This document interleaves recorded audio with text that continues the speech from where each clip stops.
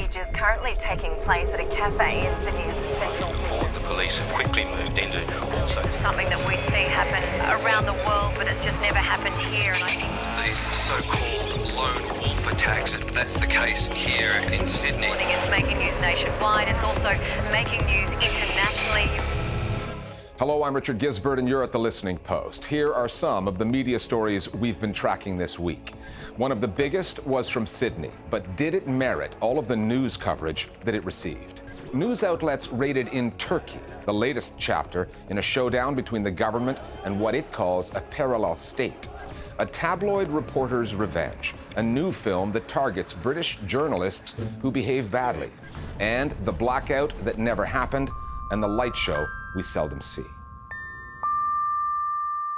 Breaking news and live reporting often do not sit well together. When news of that hostage-taking in Sydney broke this past week, reporters were scrambling for scarce and valuable commodities, the facts.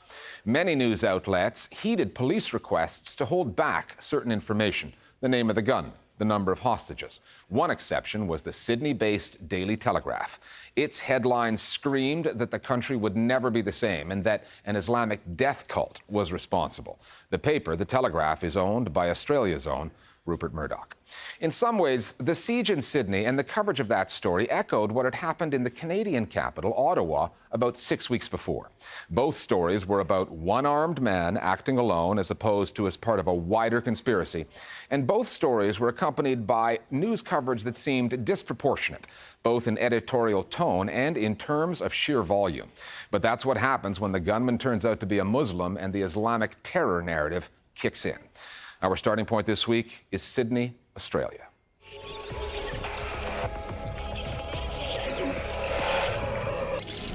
We have reporters right across Sydney, and it is a template. The coverage is almost ritualistic now.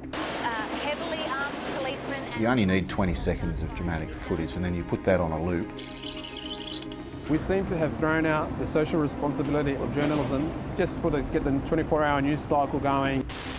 And in fact, they help to create a climate of fear and hysteria. The next time a story like this occurs, journalists might want to start their reports with what is not happening. Like, this was not a terrorist conspiracy. It was not the work of ISIL or Al-Qaeda. It was one man who happened to be Muslim with a gun. And it was not, despite the rhetoric reverberating across the airwaves, Australia's 9/11. People have already written in Australia that the Sydney siege was Australia's September 11. And that's, it's utterly ridiculous. It's also offensive. It's offensive to the almost 3,000 people who died in September 11 and the hundreds of thousands of Muslims who died after September 11 in response. The Sydney siege was a lone gunman with a grudge and a shotgun. But if one lone gunman holding 17 hostages in a cafe is our September 11, well, I think that speaks volumes about our capacity to be frightened. When things like this happen, there's a quick rush to judge it as an Islamic terrorist act. It's always the angle that's first presumed. If someone goes up and shoots up a cinema in the United States and kills people, no one calls it Christian terrorism if the person is Christian. But for some reason, unfortunately, the narrative has been that the religion comes into play if the person is from an Islamic background, when sometimes the actions of that person have nothing to do with Islam. While the US media was reporting on the siege in Sydney, there was a far greater mass shooting incident happening within the US where a gunman had killed 5 people and was on the loose. But all national media in the United States was focused on Sydney, even though proportionally the crime was smaller and the distance was far greater. This is an abdication of the media's role to report responsibly and chasing stories around the world which may have any tangential or small connection to terrorism, regardless of how remote that connection is. And you notice how they described him as a self-proclaimed cleric, right? Now, what does a self-proclaimed cleric is? What does that mean? He's a fake. He's not a cleric. He's a fake. He just goes around with this headgear and a robe, and of course he has a black beard. So he's a terrorist. And we confronted this same sort of trope several weeks ago in Canada, where apparently the country changed instantly, again because of one man with one gun. The parallels between the siege in Sydney and the shootings in Ottawa 6 weeks ago are by no means exact. The Canadian gunman infiltrated Parliament before being killed. But both perpetrators were societal misfits. Both were in trouble with the law, the Australian over sexual allegations, the Canadian over drugs, and they shared a religion. The other parallel between Sydney and Ottawa was the coverage of the stories. In the early confusing stages, both sets of journalists were rather excitable, their reporting often inaccurate. In the course of this story, media reported that the Sydney airspace had been closed. They reported that raids were carrying out across the city. For example, we were told that there were more than one shooter. 1 or 2 or 3 shooters at large. We were told that he was part of conspiracy. I don't know what to tell you. This coming the day after all the talk of terrorism. They reported that the Harbour Bridge had been closed. One of the front page headlines was a death cult in the Sydney CBD. If one man has a death cult. We were told that the Canadian Security Intelligence Service was rounding up 90 other extremists. There's still, ticking time bombs. Hell-bent on sowing mayhem and destruction in Canada. This is just coming in. And that the Canadian shooter was on a watch list. It's very upsetting down here right now. All these stories are wrong, of course. There's a journalistic maxim as time-worn as it is cynical. Never let the facts get in the way of a good story.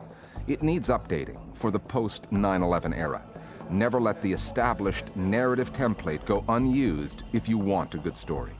It's the idea that everything changed on 9/11, so anything that subsequently seems 9/11 related, even in the slightest way, will be reported along the same lines using similar terminology.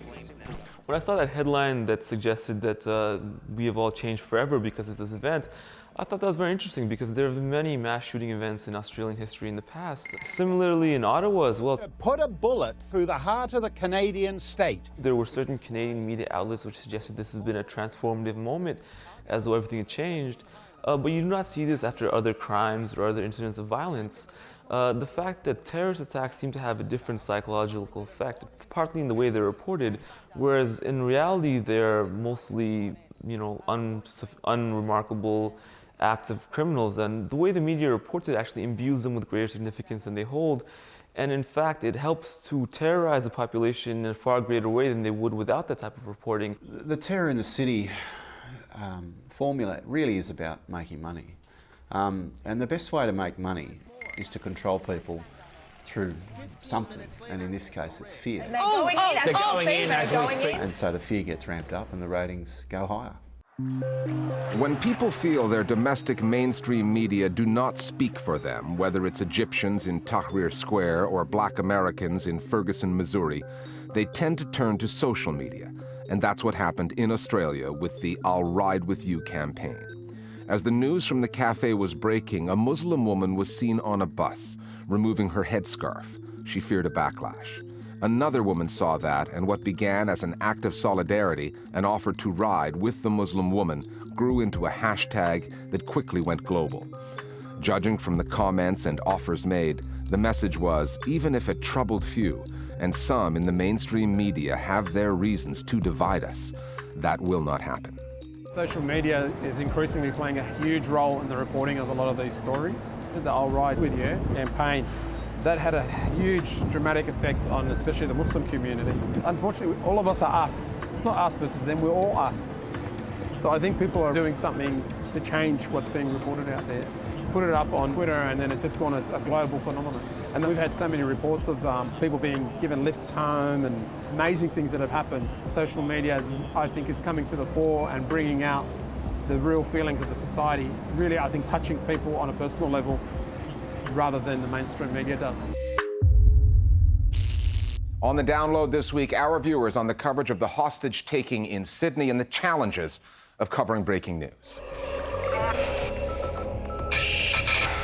The role of responsible media during a terrorist attack, whether in Sydney, Boston, Ottawa or anywhere else, is to report accurately and fairly, not exaggerating what we know and what we don't know.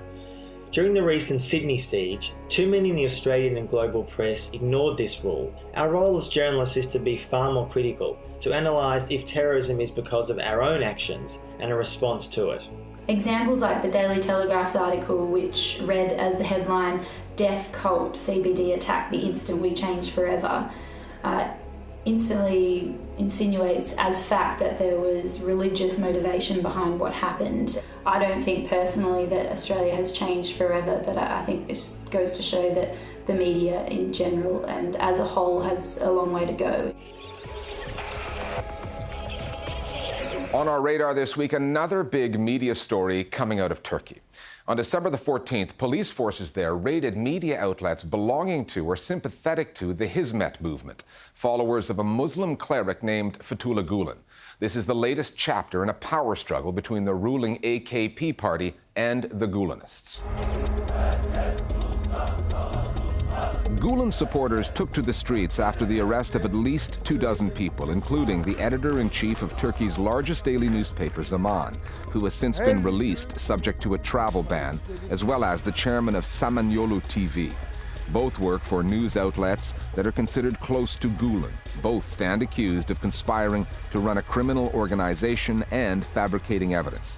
The Listening Post spoke with a high-level government official who told us the suspects have a direct or indirect relationship with the Gulenist movement and are accused of being part of a parallel state.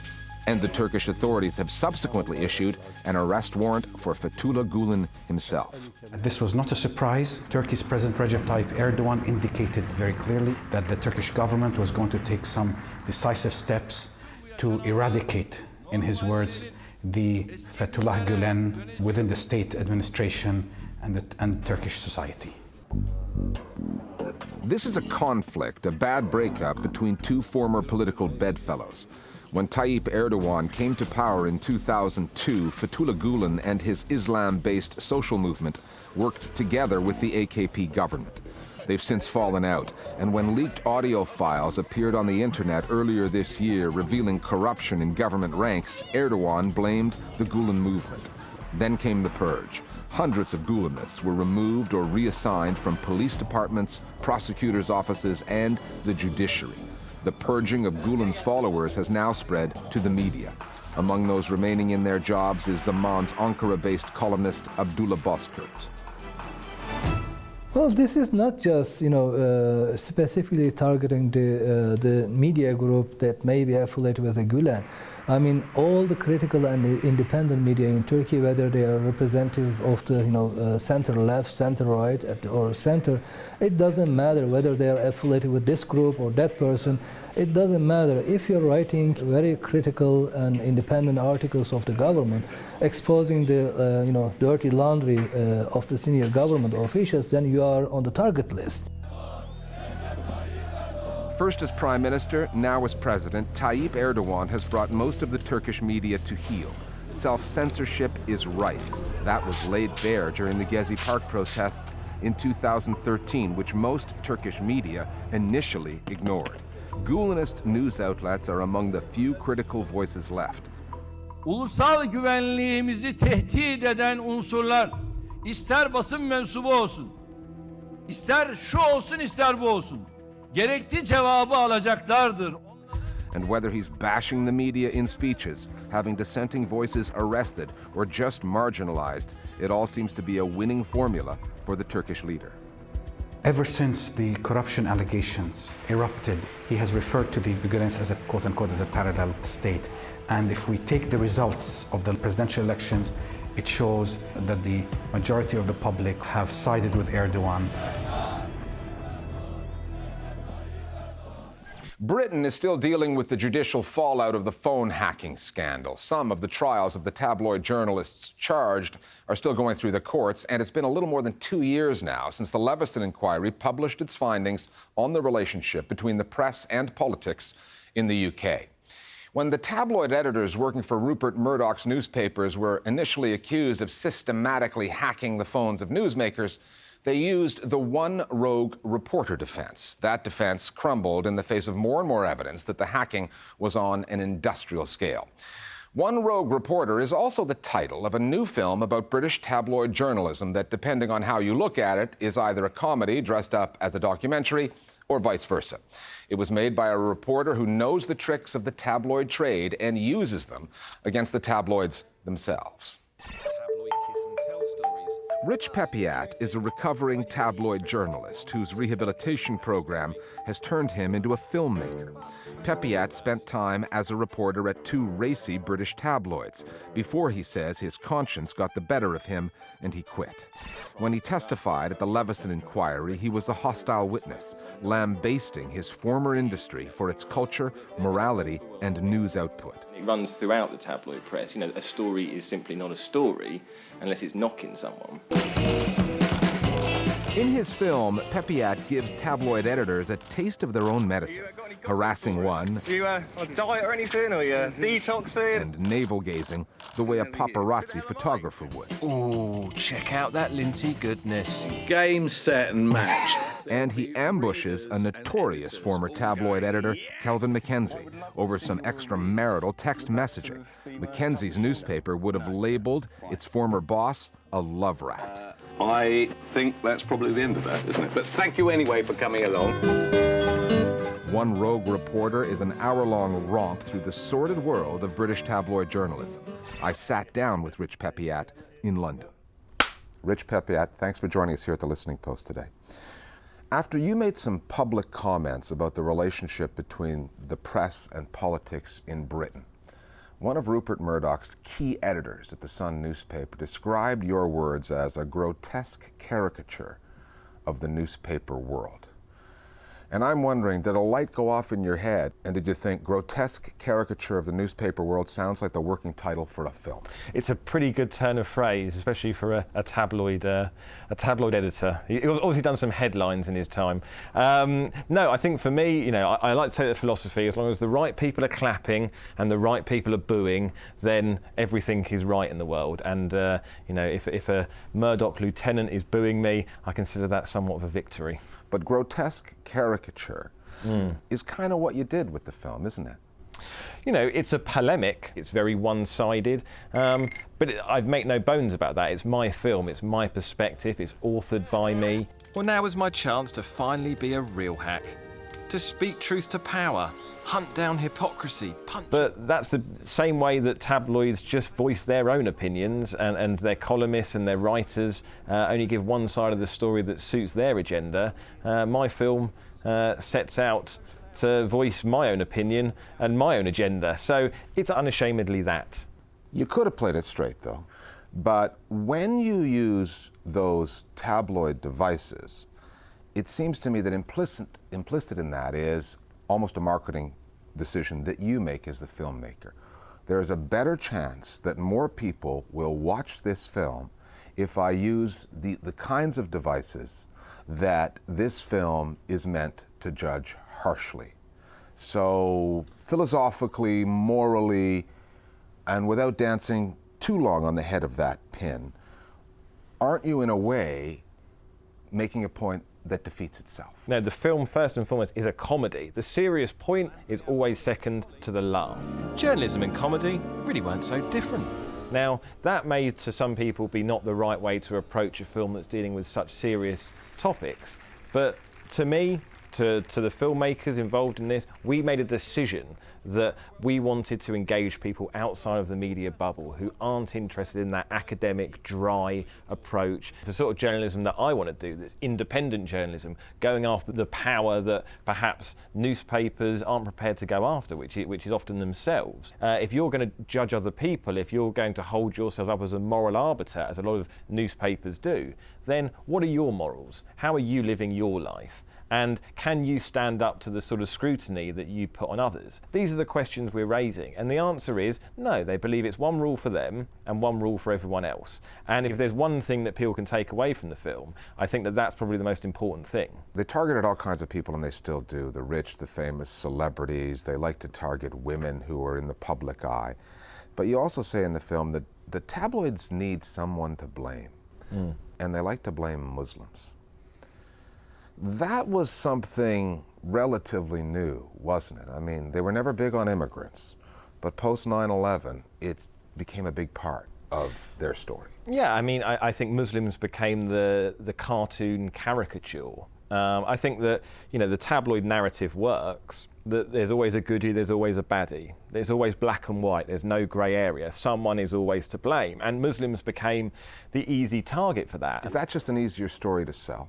Yeah, it is an easier story to sell. And you know why? Because these people are people who don't have a voice in the same way. They're the powerless. Newspapers often choose to kick downwards rather than punch upwards because it's easier to do that. It's an easier narrative to sell, it's less risky. To me, that was what got me down, is I felt that the job that I was doing was about kicking downwards. And what One Rogue Reporter is about, the film, is about punching upwards. And it's about going after these newspaper editors who are powerful and saying, right, you're not above scrutiny yourselves. I interviewed Nick Davis from The Guardian, who broke a lot of the phone hacking story, and one of the things he said is that really nothing's changed. If you look at the cast of characters still editing these papers, the Murdoch still running News Corporation, the Leveson inquiry calling for statutory regulation that's not happening, this industry continues to police itself.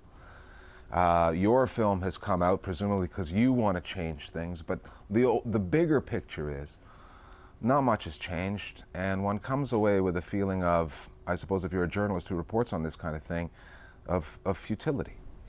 Oh, I think futility is probably too strong a word. I think that it's not easy to take down a whole pillar of British society, a very, very powerful pillar that has tentacles going through politics and through business.